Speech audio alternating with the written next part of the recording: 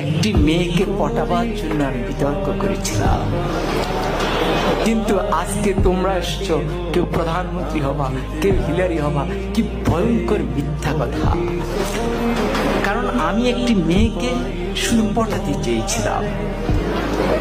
কি দিয়ে? বিতর্ক দিয়ে। সে আমাকে পাত্তা দেয় না, সে আমার দিকে তাকায় না।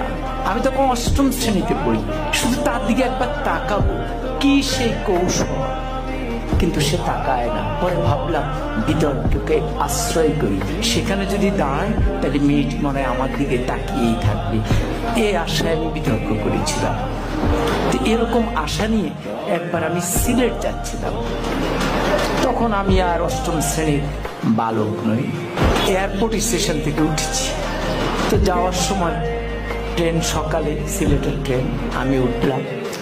উঠে আমার সিটে গেলাম, দেখি আমার একটি সিট, সামনে আরেকটি সিট, মানে ডাবল ডাবল না।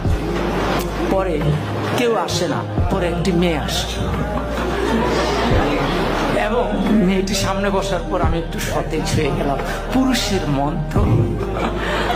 পরে মেয়েটি দেখলাম সাদা গাউন পরা, আমি বুঝলাম সে সিলেট মেডিকেল। তাহলে ভাবলাম যাক, মান সম্পন্নই হয়েছে। এরপরে ট্রেনে গিয়ে যাচ্ছে, আমার মনে কত কিছু আসে, কত ভাবনা আসে, কিন্তু আমি তো কথা বলতে পারতেছি না, খুব আনইজি বোধ করছি। কি করব? ট্রেন যায় ভিড়লো আখাউড়া স্টেশনে। আখাউড়া তো নাম শুনেছ না? তো পরে আমি আখাউড়া স্টেশনে গেলাম। যাওয়ার পর হঠাৎ আমি তো মেয়েটার দিকে তাকানোর চেষ্টাই করি, কিন্তু মেয়েটা করে কিনা আমি ঠিক বুঝি না। তো হঠাৎ করে একজন আসলেন, এসে বললেন, ভাই লাগবে? আমি বললাম না, আমার তো খেয়াল ওই মেয়েটির দিকে। এরপরে উনি একটু দূরে গিয়ে দাঁড়ালেন। এবার আরেকজন আসলেন, উনি এসে বললেন লাগবে? আমি বললাম না। এবার উনিও গিয়ে দাঁড়ালেন, কেউ যাচ্ছেন না। তৃতীয় একজন একটু মোটা, সে আরেকটু ধমকের সুরে, লাগবে? আমি বললাম না।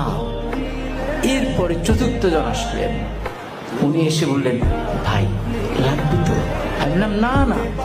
এখন এই যতবার লাগবে বলে মেয়েটি ততবার পলকে পলকে আমার দিকে তাকায়। এখন আমি ঠিক বুঝতেছি না কি লাগবে, কি বলে।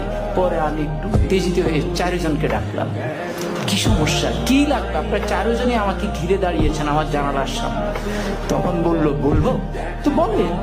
বললো, ভাই আমরা হিরোইন বিক্রি করি, আপনাকে দেখে মনে হয় দারুণ